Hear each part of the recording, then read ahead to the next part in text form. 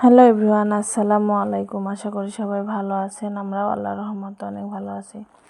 তো আজকে আমি আর আমার বাচ্চা দুইজন মিলে একটু আমাদের এখানে স্থানীয় একটা বাজার আছে, ওখানে গেছিলাম।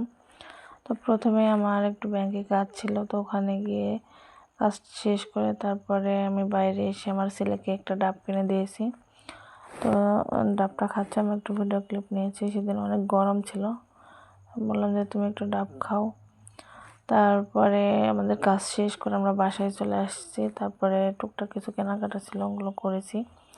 বাসায় যেগুলো আজকে কেনা হয়েছে, এখানে একটা খাঁটি সরিষার তেলের মিল ছিল, তখন থেকে আমি 2 লিটার তেল নিয়েছি। তারপরে কিছু ফল, আমার ছেলে বলছে একটু কদবেল খাবো, তোর জন্য একটা কদবেল কিনেছি। তারপরে আমি সে তাড়াহুড়া করে আবার রান্না বসাইছি।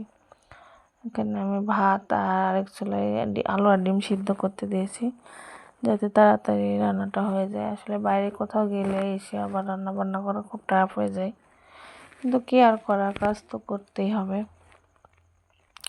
তো দেখতেই পাচ্ছেন এখানে ডিম আলু হয়েছে, সিদ্ধ হচ্ছে, আর আমি তারপরে আলু ডিমগুলো ছুলে নিয়েছি এবং ভাতও আমার অলরেডি হয়ে গেছে। তো এই যে ডিমটা আমি তেলে ভেজে নিলাম,